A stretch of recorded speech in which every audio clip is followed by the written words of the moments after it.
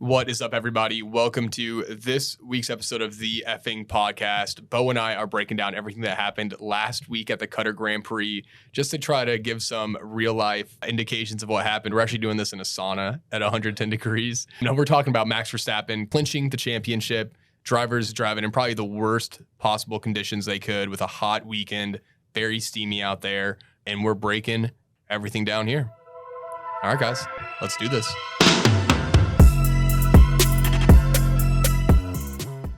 I get all my research from Facebook. That's a really good place to get your research. Yeah. I would say number one places to get your research are definitely Twitter. Facebook. Twitter's good. No, Twitter's actually good. 4chan. Facebook, 4chan. 4chan's the GOAT. Reddit, obviously. Yeah, the hobo on Prospect and Brady. And the Milverine. The Milverines. Yeah. Hey, Milverine, what? This actually... I've seen him before, dude. I met him on Brady. Yeah, he's cool. Yeah, dude, he's out super there. cool. Yeah. This is actually crazy to think about. Imagine back in the day, like, not even that long ago, like when the last 100 years or so, you'd have to walk to a town square and be like, what's going on? And someone would be standing there being like... On a soapbox. Literal on a soapbox. We should bring that back.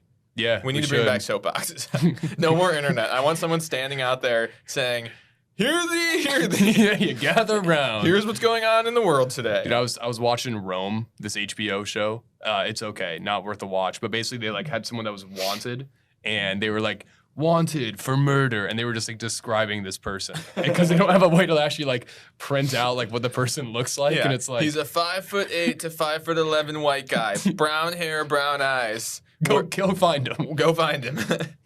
Wearing a tan sweatshirt. Yeah. All right, let's talk F1. We had a race Yeah. this week. Okay, can we just right off the bat rank? I think this is top 4 for the year. This was a good race. A lot of shit happened. A lot of like this was a weird race, man. Well, weird race. This is the thing, because not none of them, but most of them are not competitively good at the very front, like because Max is a fast race car driver, obviously. Yeah. When things happen, that is now what's making a good race. Just when weird stuff happens. And there was a lot of weird stuff this weekend.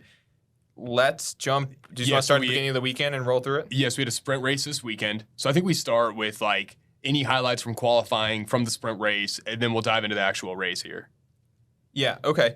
I did have some notes. I had some interesting notes from the sprint qualifying and sprint race, but I didn't have anything specific to the Friday qualifying. But just to talk about it really fast, Max Verstappen, the GOAT. He's fast. He's really fast. He's super fast. He's in the zone. He knew coming into this weekend that he needed, I think, 6 points, maybe 3 points. Don't quote me on that to clinch.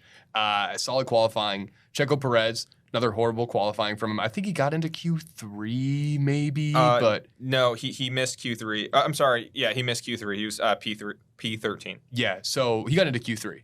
That would have been No, he got into Q1. Q2. Yeah, he got out of Q1. He missed Q3. Yeah. So Checo bad performance, continues to struggle, and we'll talk more about that a little bit later on. I think we talk about the sprint race though, because that to me was pretty fucking exciting. What went down there? Really, really quick, just on qualifying, just to cover it really fast. Max in P1, Russell in P2, Hamilton in P3, which was interesting having both Mercedes back. On the proverbial podium. Mm-hmm. Okay, moving on to the sprint race. Sprint race, man. A little bit of a shakeup here, I'd say. Everyone thought Max was going to be the guy to run away with the sprint race, run away with the race. We have a new winner this season. It's a sprint race winner. I don't know what we want to call that, if they're truly a winner or not. But Oscar Piastri wins the sprint race, beats out Max. His first ever. It's still weird saying that this is a win, but for the sake of this, let's say he's won a race. He has now won a race before Lando Norris has. Daniel Ricciardo has now won a race in a McLaren before Lando Norris has. Still, like, if Lando wins a race, like a true Grand Prix, that's actually him winning a race, which is to me way more fucking important than this. But either way, bro, pretty fucking cool that Piastri won the sprint race. And Max Verstappen gets it done. Clinches the championship. Shocker to absolutely fucking nobody. Who saw that coming, but he pulled it off and clinched the drivers' championship there on Saturday. Yeah, short of literally not being able to drive, it was really no question as to whether or not he was going to clinch. And it was kind of treated that way even on the broadcast. It was kind of just like an afterthought. But shout out to Max. Incredible season. He's going to break many more records. We can already see it coming. Piastri, yeah, like you said, I think the huge story here is that he won a race of in F1, sort of, before Lando did. Yes. I think that is like the real big story here. Although Lando taking P3, McLaren both on the podium again, they've come out like a bat out of hell since they had their upgrades earlier this year after Silverstone. They've looked so good after that, after like the summer break basically. Yeah. They've been like competing for podiums. I think now this is the third race in a row where they have double podiums or at least a driver on a podium. Yeah, man, they are looking so fucking fiery. Oscar Piastri, is he the sprint race GOAT right now, man?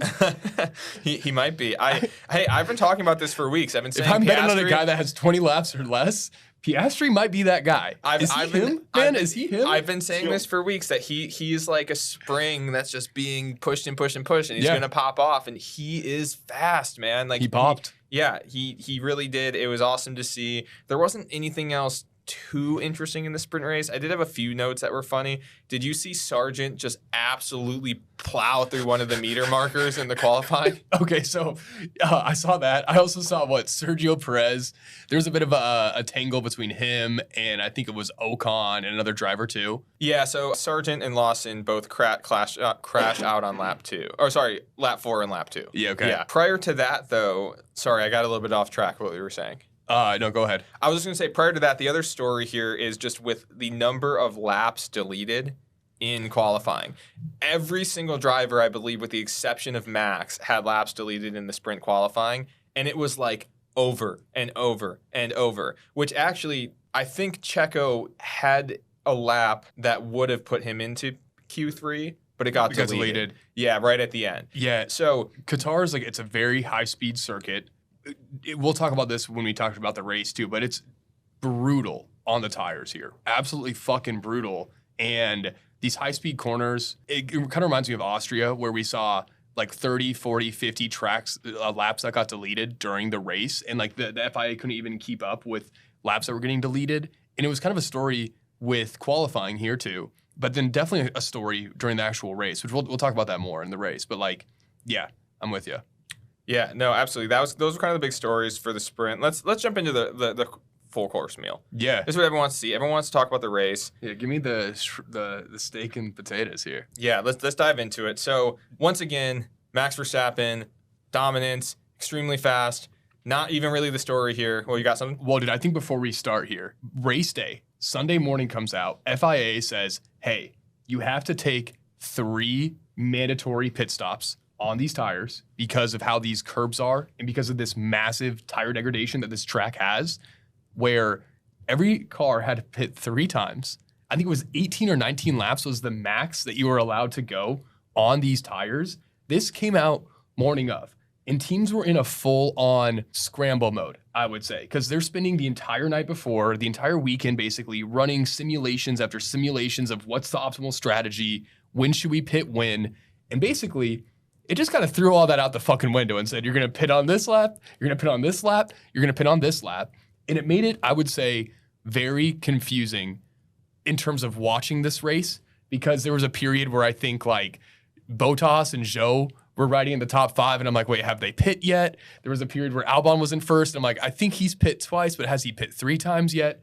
But also, these drivers, because they only had an 18 or 19 lap stint the entire time, they were fucking pushing. Yeah. Man, they were pushing so fucking hard, dude. And we saw the fatigue of these guys, man. I don't know if maybe we'll talk about that later, but we'll get into huge, that for sure. I've not seen this ever in F1 where they say you need to stop 3 times. I'm glad they did it because I don't think these tires would have survived, and I think cars would have pushed it to the fucking limit. Oh yeah, I saw some of the pictures at what the removed tires looked like at 18 laps, and it was crazy. They were bad. Completely boiled, stripped down all the way. It was wild. Yeah, what made this interesting was, like you said, they had baked in number of stops they had to make. So as the race was going on, the teams could kind of calculate exactly. They could do a George Russell projection of where they were going to end up based on what they knew everyone else was required to do still. Yeah, and so it kind of made it we kind of see a cool dynamic of okay, what would F1 look like if there were mandatory stops. Right now, you have to stop mandatorily at least once because you have to do basically like if you're on softs, you have to go to mediums or whatever. You have to like have 2 different tire compounds, but you don't know when they're going to pit. You don't know what they're going to put on. So this was kind of like an interesting little like test almost of like what does the race actually look like if you have to stop on certain intervals. Yeah. It made it okay. It was interesting. I thought it was interesting. going to be a little bit crazier than it actually turned out to be though. Yeah, I agree. Yeah. So part of that too, though, well, no, I agree just in general. I think once they get the flow down and the teams really figure out their strategy, then it's kind of plug and play, which is why it like seemed like it was going to be really crazy, and then they figure it out, and then it's like, okay, they can kind of project it. The other story here with the podium was McLaren, Oscar Piastri P2, Lando Norris P3. They are on fire. Dude, double podium Literally for McLaren. and figuratively. They are looking so fucking good, man. Piastri had a great fucking drive. Lando, great fucking drive as well. At the end of the race, he was getting a little chirpy over the radio. Yeah, I will say, in his defense, he had pace. I don't think he had the pace. He had the pace, and then Piastri like picked it up, and it was like, yeah, sorry, Lando, like you actually don't have the pace. Yeah, well, so he did at the time of making that radio call, he had pace. He was gaining like half a second per lap on Piastri, but then it gets to the point where, and this is, I kind of see both sides. He was saying, I have the pace, let me pass. They were saying, we need to worry about just protecting the podium. And he was saying, yeah, that's my point. Like, basically, if I have the pace, I'm better protecting it by being ahead. I honestly just think, look, these guys are competitors. They want the better spot.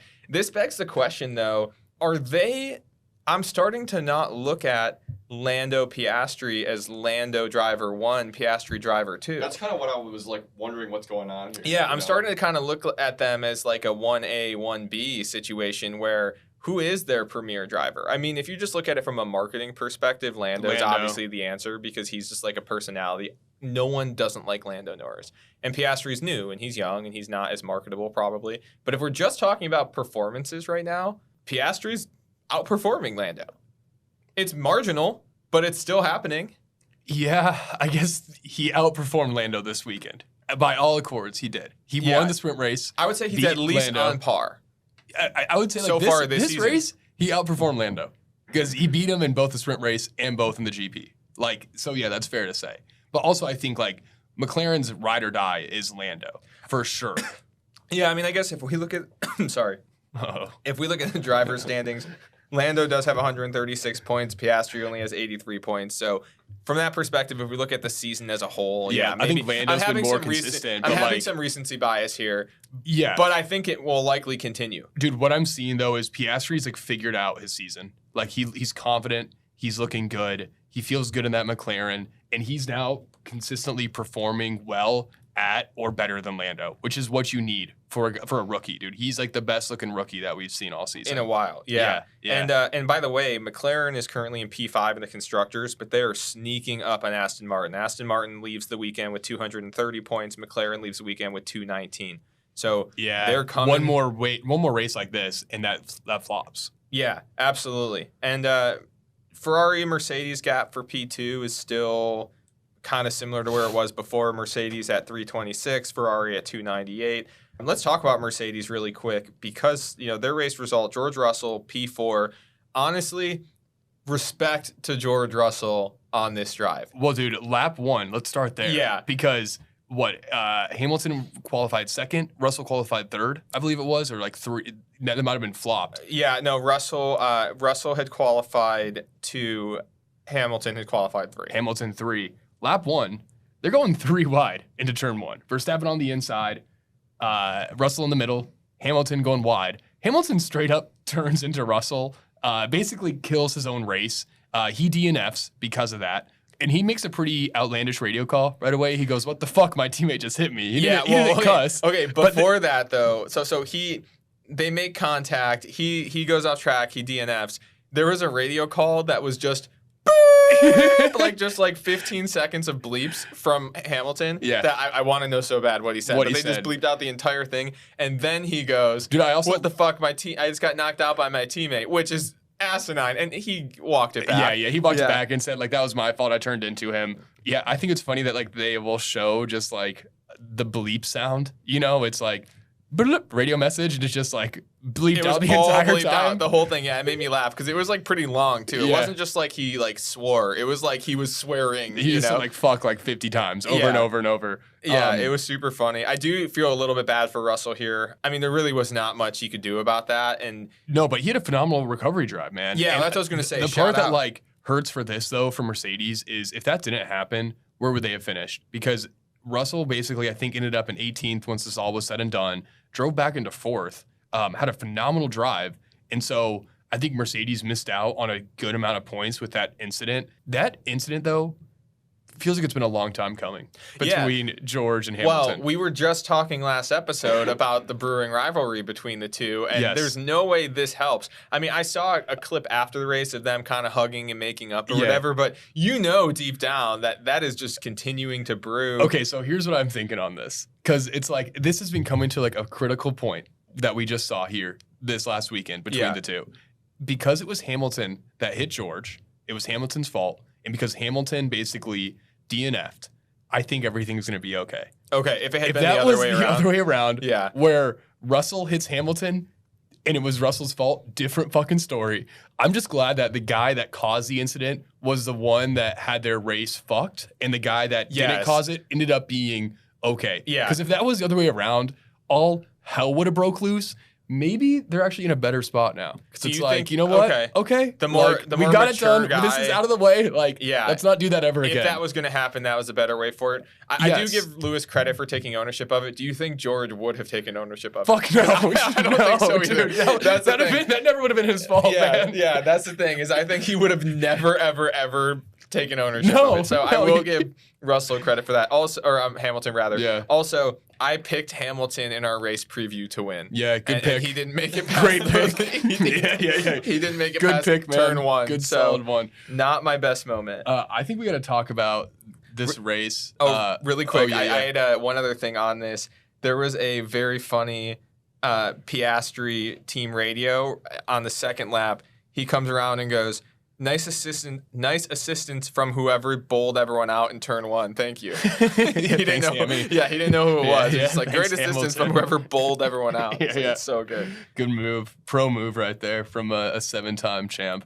We got to talk about these fucking weather conditions this Yeah. weekend. Because this might have been one of the most brutal races, I think, for any of the drivers. Yeah, multiple of them said in any race that they've ever been in, ever, And- this was the hardest conditions they've ever raced in. Yeah, it was hot. It was 38 degrees Celsius, which What in is that in Fahrenheit, real degrees? I don't know, but it Okay. sounds like it's not very hot. But when I calculated the math, did the math, it was 92 degrees, and it was humid as shit.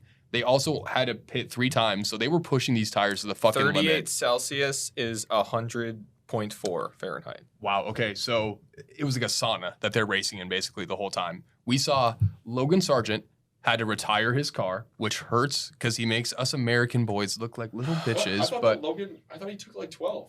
No, he didn't finish. He didn't finish because he was feeling a little sick. He willingly bowed out halfway through the race because of heat exhaustion, which at the time, At the time, I was like, man. I was just thinking, your seat is on the line. You are the only Yes. one without a renewed contract. You need to die in that seat before you retire that car. dude. What did we say, man? We said, Logan, the only thing you have to do to secure your spot is not crash. Also, we should have put a little caveat to that and Not said, stop. not finish the race, you know? Right. Like literally, that's all I could think at the time. Is I was like, is he real? Like, dude, Yes. like at least pretend to pass out in your car. That's what he should have done. What he should have done is just pretended to pass out and like slowly doze off the track, and then been like, "Oh, I don't know Well, what dude, did happened." you see his lap when he goes into pit the car?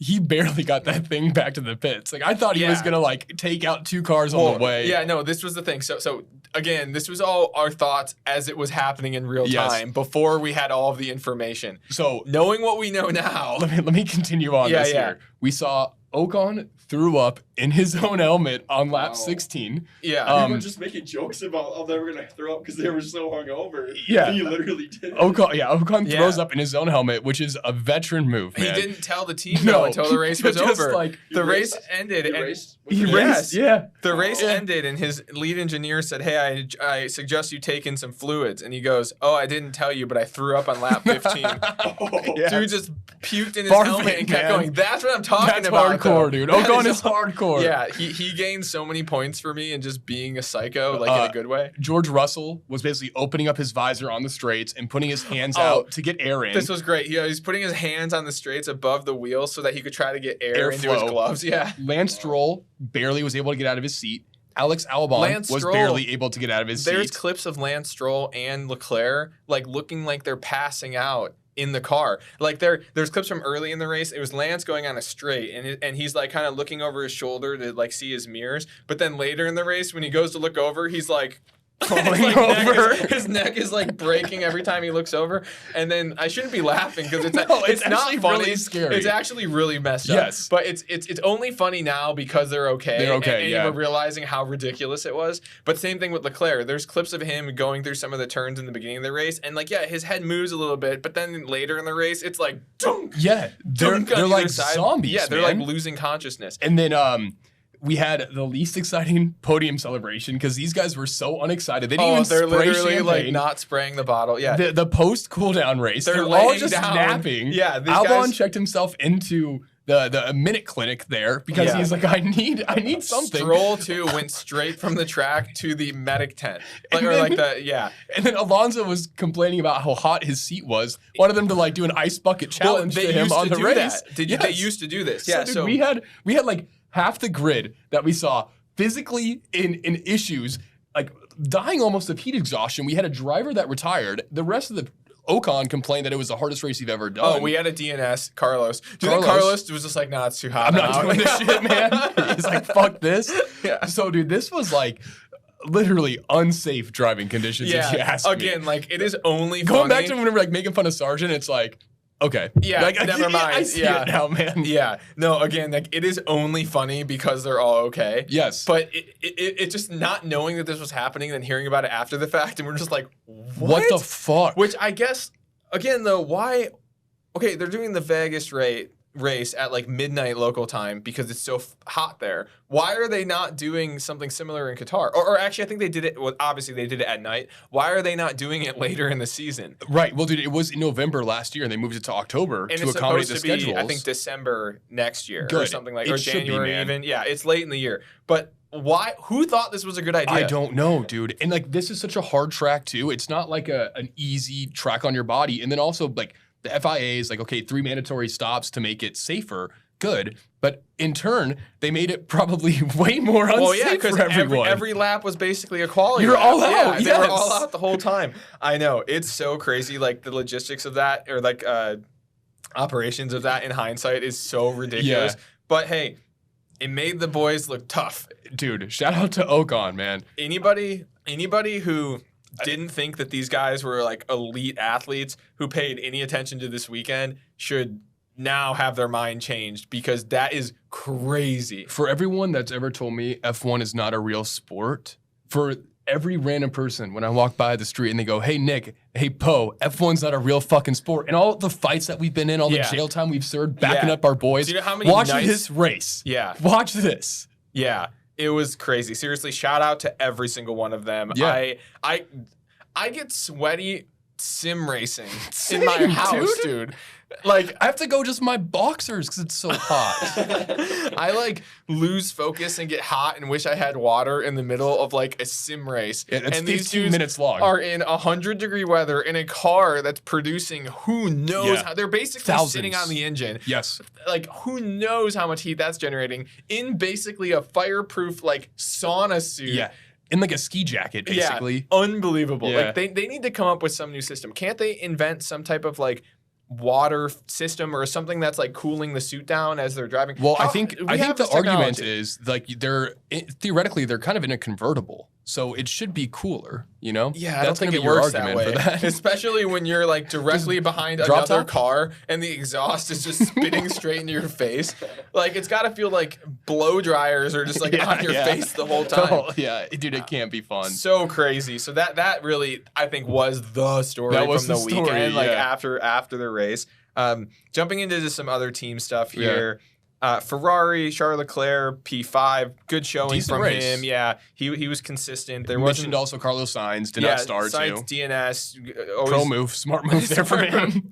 Honestly, he was probably He had so to avoid glad. all this shit. I bet he was so glad when the race was Yeah. over. He was probably like, "Yeah, this was the right choice." Okay, Or, you know not how- choice, but you know what I mean. You know how they weigh the drivers as soon as they're done with the race when they go Yeah. over there with like their tracksuit on and their helmet? Yeah. I wonder what like the weight differential was from start to end of this race. Who do you think lost the most weight? Who's got the most baby fat to lose? I feel like Piastri is kind of a chub. He's got a lot of like baby weight in his face. Yeah, he's not like that lean yet. No. Yuki doesn't strike me as seems lean, like, but he's not. But pretty- he's just so small that I don't know that it really Max matters. honestly is kind of like a soft body kind of guy. He has like an Eli Manning body, you know. He's Yeah. not like. Did you see how jacked Ocon is? Ocon's yoked, Ocon's man. jacked. Good for him. I know. Good. Ocon Pierre just, also was yoked. yeah, also. yeah, but Sainz. Pierre's like Instagram hot boy yoked again. Oh, like yeah, he's yeah. Mr. Cool Instagram guy who I don't want in the friend group. Well, I Right. do, but like you got to be suspect of him all the time. Yeah, he's like a fringe guy. yeah. You know, bring him around when you're like trying to impress people, but Yeah. watch your girl. Yeah. Ocon jumped so many points in my Yeah. like mental list of how I rank the drivers based on how much Same. I like them. I didn't like him before this race. I did not like him. I just didn't really think about him that much. But this is like, dude, respect. Just respect Mad across props, the board. man. Mad props. But yeah, Ferrari. So Aston Martin, Fernando, P6. He was a pro. He was the only one who I saw like take an interview and be pretty much fine at the end. God, he's the And- best. Yeah, and when they were like asking him how hard it was, he was like, "Yeah, it was up there. It was a pretty hard race." Everyone else is dying, Yeah, and yeah. Fernando, cool guy Fernando's just like, it was a bit hot. Yeah, chugs a Modelo. Yeah. Meanwhile, we have Lance Stroll, P11. I guess it's a fine drive. I mean, Yeah. his days have got to be numbered in His F1. days gonna be numbered. And Aston Martin, I think too, like their time this season is over. And so for Alonso to be still performing where he is, he's holding that team together. And he's still outperforming that car, in my opinion. Lance Stroll is probably putting that car where it deserves to be. Yeah, that's all I gotta say there. I did see there was an interview with Lance after qualifying on Friday where he was just like uninterested completely in taking the interview. Like they were asking Yeah. questions. He's basically just like, they're like, "What Dude. happened?" He's basically just like, "Yeah, I don't know," and Was then it just walks away. Was it the sprint race where he shoved his manager? Yeah, that was a sprint. Yeah, he He, fucking hit someone. Attacked, quote. Yeah, I saw a attacked is a tweet that bold was word. Stroll attacked a team member, and It I was was like, okay. it was a friendly little get the fuck out of my way shove. Yeah, but he just seems over it. He does. You know, like and I Mentally, he think doesn't seem there. if his dad didn't own the team, he would be long gone. Yeah. So we'll see how long he actually lasts. But Yeah. that was Aston Martin. Talking about Alpine, Esteban Ocon, we covered him. P7. Yeah, Stud. good finish for him, man. Pierre Great Gasly, finish. P12. Fine drive again, not in the points, but this was a weird weekend. Mhm. Nothing too much. I thought, here's a team I want to talk about. Alfa Romeo. Boys. Yeah. Woo! Okay. Still irrelevant during the entire race. Yeah, no, They never came up. They shouldn't have been though. No. Okay, so this is where my tune is changing a little bit on them in the sense that they usually do nothing to make themselves relevant, but then when they do something and then they don't get a lot of coverage, It's that's really not their annoying. fault. No. Zhou Guanyu had an incredible drive. Zhou Guanyu finished P9, finished in the points. Do you know where Zhou Guanyu started? Wasn't he like 18th? He started. No, I'm sorry, P20. P20 last. Yes, that's last. He started. That's. There's 20, that's the 20 last drivers. place. 10 Hey, teams, 20 drivers. Yeah. Hey, guy. Not everyone needs a podcast guy. Yeah, that's last. Okay. yeah, we know that. I'm not even salty We about know it. our shit, dude. Yeah. There's 20 drivers, and he was the 20th one Nick to start. DeVries, Daniel 21, Ricciardo. 22. There's drivers in the sport. Yeah, if you can count the reserve drivers, there's like 20, 33. I digress. Zhou Guanyu, P20 to P9 in Yeah. the points. And how much coverage did he get during the race? Zero. Oh, none. Zero. It's crazy. 0 moments of coverage. I know. It's making me Negative realize. moments of coverage. Negative. They Is actually. there something where like the F1 Sky Sports doesn't like Alfa Romeo? Like what's going on? Well, no. I mean, they usually deserved don't do anything worth the talking coverage, about. man. They had both their drivers finish in the points, which is fucking crazy for this team. But also, I think this team, like, they were in 9th before this weekend. I want to say they're way better. I mean, like they're. We look at like the standings. You've got Williams in 7th, Alfa Romeo in 8th, and then you've got Haas and AlphaTauri. And I think Alfa Romeo is I disagree. comfortably in that spot. And Well, I think now they AlphaTauri are. and Haas should be flipped results wise, do you think cars that? wise. Like they should be. Okay, I was saying, I think think AlphaTauri is a better team than Haas, but I still don't. But we'll do a tattoo belt update. Maybe we should just dump into Yeah, a we'll tattoo jump in update. right now. I was gonna say, so Alfa Romeo did a huge service to your tattoo bet. I thought so. The weekend that they just had was the weekend that I thought AlphaTauri was about to have. Yeah, I thought they were about to have a weekend where they're both finishing like P7, P8, P6, P10, something where they're both in the points, and now they make a jump. That they did you really well, Alfa Romeo. Yeah, they did. So that's huge. My boys. And yeah, no, I think that like they typically don't do anything worth talking about. But then when they do, Sky Sports has got to talk about it. Yeah, and they don't. I know, so maybe they they're still just don't. so used to not talking about him that they just didn't even pay attention. But maybe they're colorblind of that color, specifically of that car or something. Because it's like those cars aren't even on the grid during the whole race. That's how I feel sometimes. You see them at the start, and that's it. Totally. But yeah, honestly, though, Zhou Guanyu, very impressive drive. I mean, I think some were maybe surprised when he was signed through next year. Yeah. He's good. I think this shows it, yeah, man. There's stuff going on there. He has it in him. Yeah, exactly. And I think they qualified it decently well in the sprint quali, I want to say too. Like they were at least up there for the sprint quali race. So like this track suited their cars very well, and the drivers just like put it together and made it happen. But yeah, if we look at the points now, Alfa Romeo in 16, tattoo bet update. Haas in 9th with 12. AlphaTauri in dead last with 5 points. There's a 7-point spread between Haas and AlphaTauri. One good weekend for AlphaTauri. I'm with you. I agree, but it's coming. I don't know when it's gonna happen, man. I think it's gonna have to be Brazil. We're running out of races. We have 5 left, man. If this was a 50 race season, it would happen, but I don't know. We're running out of races. The races are numbered in this, man. I still don't see it getting Did you see done. the guy on Twitter? Which, I still by the way, don't see it happening. Speaking of number of races, and this is just again when so many F1 fans are so annoying with gatekeeping the sport, and it drives me crazy. There was a guy with a pretty big Twitter following who is clearly new to F1, and he tweeted something like, "Well, now that Max and Red Bull have clinched the Constructors and Drivers Championship, like, is the season over? Like, does the season just end?" And he was getting flamed on Twitter from F1 people, like calling him stupid or whatever because they already have the other races scheduled, which, I mean... It kind of sounds like you're gatekeeping right now, Bo. No, I'm saying that, like, if a new person has a question about a sport, you don't need to flame them for it. Like, just be excited that people are... Like, he was asking that like in a genuinely curious yeah, he was way. genuinely like, does the season just end now? And people were flaming him for, like, calling him an idiot, saying, well, obviously not, there's still 5 more races. Which, look, okay, you can look at the schedule and see that they're still happening. But at the same time, F1 is... fans, some of them are so annoying with gatekeeping the sport. Super annoying, It's like, bro. Dude, if somebody's interested in the sport, just let him ask the damn That's the question. kind of shit that turns people away from the sport. Yeah, because it already has the like boys club kind of what's the word I'm looking for? Yeah, where it's like exclusive. What did you say, Jake? Esque. Yeah, it's like boys club-esque. It already has that exclusive Posh. like reputation. Right, that's what I was looking for. And I think F1 is different than like most American sports, where it's like NBA, NFL, MLB, NHL.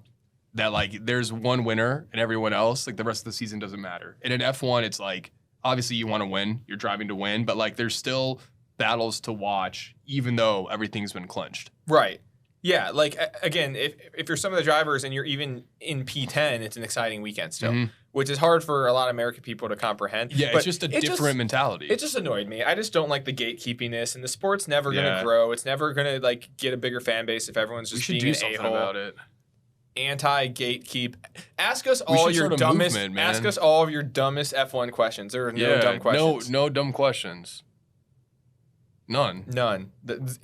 Zero. It's impossible to ask a dumb question. If we start with the basics, there's 4 tires on a car.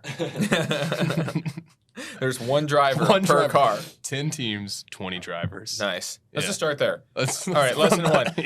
Okay, continuing on with the race. We did talk about Red Bull already, but just again, Checo Perez in P10. He sucks. He had 3. Like, did you hear? Okay, what am I saying, dude? Let me slow down a little bit. Yeah. He had how many? I like how Jake's just finding out about the order as we're recording the show. I looked at it one time, but I thought Logan was at 12th, so I might have been looking at the wrong. Wrong results. Yeah, maybe. you guys can't always hear it off mic, but every time we say someone plays somewhere, Jake's over there like What? He was in the points. He took 6. Wait, he's driving this year? Shogren using a race car?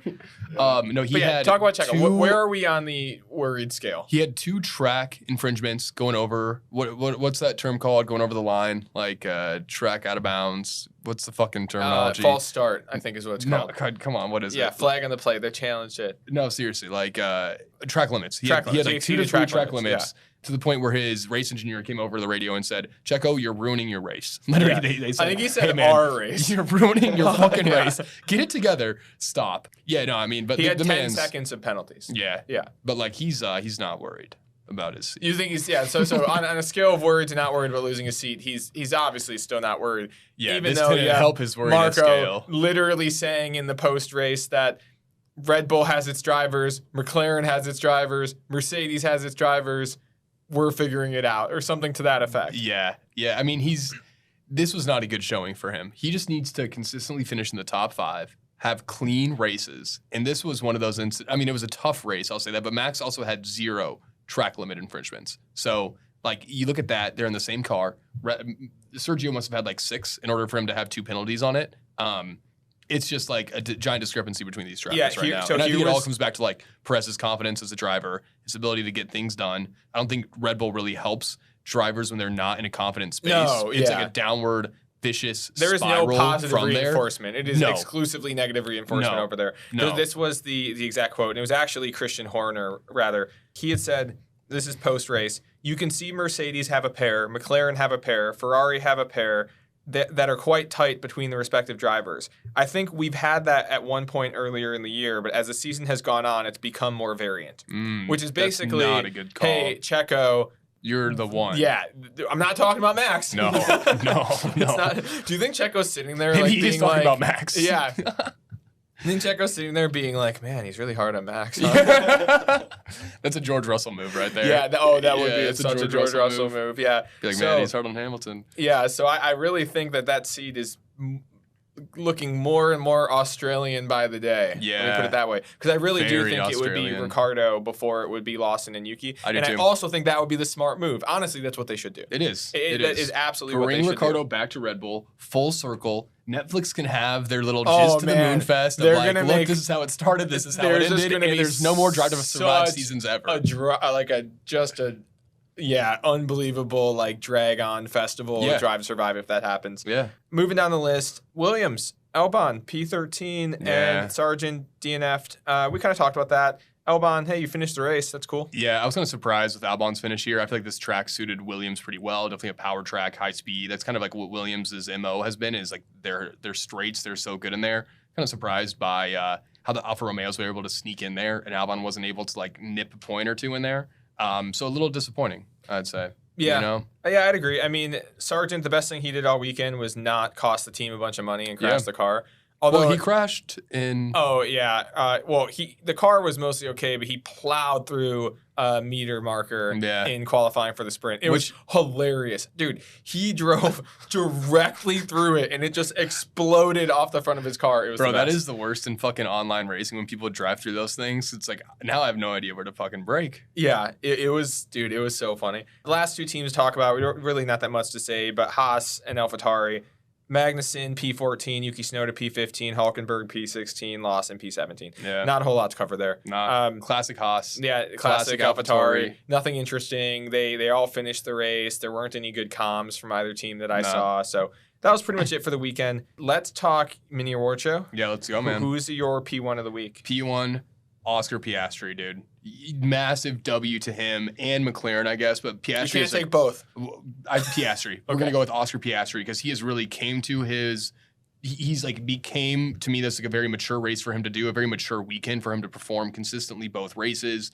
Won the sprint race, podium, back-to-back podiums for him. He's looking good. He's looking strong. That McLaren team is looking so fucking fiery right now with these two drivers. So yeah, Piastri, P1 of the week. Yeah, I think watching Piastri right now is like seeing a coming of age movie in real time. Yeah, you know, it's he's pretty really cool. finding his lane in F1, and Yeah. Lando has kind of already found that, and now the team's catching up to him, and they're all working It's together. like a reverse Benjamin Button. Exactly. Mhm. Which is just how normal people age, Exactly. actually. Yeah. Yeah, well, if you say it like that, it's not as cool. But Yeah. It sounds better when you say reverse Benjamin Button. Button. You Yeah. should start telling people that. I have a physical ailment. What do you have? Reverse Benjamin Have you Button seen syndrome. Benjamin Button? Yeah, well, I have the opposite of that. The opposite of that. Yeah, I was actually born as a baby. Can you please change your bio on Instagram to reverse Benjamin Button syndrome? And I'll die as an old man. Or t-shirts, effing podcast, reverse Benjamin Reverse Button Benji syndrome. Button syndrome. That's good. My P1 of the week is the McLaren pit crew. Oh, yes. We didn't talk about this yet. No, I was no. I was hoping you weren't going to bring It it up was in because here. I was saving it for I my must have P1. missed this in my notes. World record pit stop, 1.8 seconds. Pretty cool. Wow. We're getting to the point where I don't know how it can be faster. I don't either. I'm sure that someone of Red Bull will find a way, but wow. Yeah, a sub 2 is pretty fucking fast. Yeah, so That's got to be like the limit, man. But also, I feel like now that 1.8 is possible, it's kind of like the 4-minute mile. Well, you know, once did they you find out see that the that's possible. Chicago Marathon? Yeah, some dude like Yeah, shattered the record. World record for Chicago Marathon. I believe it was 2 hours and 35 seconds was the official time, and it was an average pace of 4 minutes and 36 seconds. My fucking God. Which 4 minutes and 36 seconds for 26.2 miles. That's so fast. Dude, insane. that is I crazy. don't know if I could sprint 100 meters at that Probably pace. not. Have you ever seen the videos of people jumping on the treadmills Yes. that do that? Like, it was the old record, but Yeah, that yeah. pace. And then they can make it for like 20 steps Yeah. and then they fall over because it's that It's a fast. sprint. Dude, I know people who run marathons, half marathons, whatever. Mhm. If you're running a half and you break 2 hours, that's like a pretty good time. That's like most people's goal. If you're like I don't want to say casual, but like semi-competitive half runner, like 2 hours is a lot of people's like initial goal that they try Mhm. to break. This dude did there and back in the time that you're just doing there. That is crazy. Pretty fast. Yeah, so this was a fast weekend, just in general. Very fast weekend. A lot of fasts. A lot of fasts. Yeah. But 1.8 anyway, seconds might be a record in F1. Not my personal record, though. no? Nice. Moving on. Who was your Ferrari of the week? I have. I'm putting the FIA as the Ferrari okay. this I had week. something similar. Just to with what they put these drivers through this weekend was really a gauntlet. Kind of like an American Gladiator where they said, "Hey, get in there. We're gonna launch some tennis balls at you, and if you come out the other side, congrats." I think the way that they scheduled this race, the track or the track limits was also a problem, and then the tire issue in allowing this track with a surface with large curves that made it a whole thing in the first place. Like FIA, just kind of in the doghouse this weekend. Yeah, so I had a similar answer, but it was basically just F1 administration as a whole. Yeah. So I'm going to lump in Pirelli in there, who you mentioned. Yep. Like, hey, maybe we should have thought about this before we compounded the tires, or Yep. maybe we should have like given them some heads up, like the night before. Yeah. Really not great for the teams. No, the day the of. FIA scheduling this race when it was going to be what was it, 36 degrees in fake degrees and over 100 degrees in real degrees. Yep. Not a great idea. No. I also had just the track as being Ferrari of the week because of literally everybody not being able to stay within the lines. Mm-hmm. It feels like the track's fault. It's probably not. No, but it's I'm the gonna track's blame it on. fault. I'm gonna blame it on the track though. Goddamn, fuck this track. And then my last Ferrari of the week for slightly a different reason. Actually, no, I'll keep it with that. Yeah, That's good. well, okay. All right. And you don't have an honorable mention or something? No, because I'm gonna use it. We're good. Okay. What is your shake and bake of the week? Shake and bake. I'm going McLaren easily. Yeah. Enough said. All right. Just the whole team over there. Just, Yeah. And we They're just talked about them, clicking. but they're on fire. It's really awesome. My shake and bake of the week is Carlos Sainz and DNSing. Yeah, good for Because, him, man. yeah. He's the real P1 Yeah, this if week. you're ever gonna DNS from a race, It's the one this where one. everyone is like literally putting their health at risk to Yeah. finish, no one's gonna remember. Like next year, everyone will remember that this race happened and that it was like a complete dogfight, like war to get through it. No one's gonna remember that Sainz didn't drive. Yeah. So it's genius. It obviously wasn't on purpose, but I actually don't even know why. Why did he DNS? Yeah, I think it was a car failure right at the start. I think Ocon and his Big Mac that he ate before the race too. That's a shake and bake right there. Pre-race issue. Ocon had 4 beers and a Big Mac. Yeah. Just a meal of champions. Yeah, technical issue with his Ferrari. So my shake and bake is going to be Ferrari and technical issues, Love and then it. Sainz and DNSing. Signs because being like the byproduct of this that. is the time. If you're going to DNS, this is the one. This is so the race. Good for you, man. Yeah. But that's pretty much all I had. It was an exciting weekend, and we're looking forward. They're coming to the U.S. next. U.S. next. Yeah, we got a week off. Then we're down in Austin, Texas. Daniel Ricciardo is going to be racing. I was going to we're say, going to see him at his basically like crowned home race as well. I was going to say we're coming back for the Daniel Ricciardo Grand Prix. We should talk about this next week, but I think we're going to see Daniel Ricciardo on a horse at some point this week. Okay. In 2 weekends. With a cowboy hat on? Cowboy hat. We'll see him for sure with a cowboy hat on. Well, but I'm saying he's going to be on a horse with like a lasso. Yeah, that's like an asterisk, like extra prop bet is if he has a lasso. I was going to say we don't bet because that's illegal. We drive to Illinois and bet. Yeah, right. But if someone were to bet and there was a prop bet for that, I like those DR odds. on a horse. Yeah. And we'll see Shaquille O'Neal also because we've seen him at the last two Yes, and US Grand probably Prix. Will Ferrell and definitely Bill Murray is obviously going to be there he'll as be well. there. And so will who's the guy that like I think he lives in Matthew McConaughey. Is we'll Taylor see him. Swift going to be there? If Travis Kelce's there, then yes. Do you think we will see a T Swift appearance at either the Austin Grand Prix or Vegas Grand Prix? No. You don't think so? Should we go to either? Nah. She doesn't really do this unless if F1 was smart, and unless you're the NFL lining your pockets. If F1 was smart, they would be yanking her in as much as possible. They'd be like, "Hey, Travis Kelce, driver you want to drive a car? Set up with Danny Rick, like Taylor Swift, like here's her number." Well, like, you need one of them to become boys with Kelce, so that he goes, and then T Swift would be there. Vegas will have like a studded. Oh, it's going to be crazy. Crew of people there, though. Yeah. Oh, I'm sure that's going to be insane. Anyway, that's pretty much all we had. Have a great week. Yeah, bye, guys. We hope you enjoyed the effing podcast. Check out our socials for additional content, and we will see you out on the grid.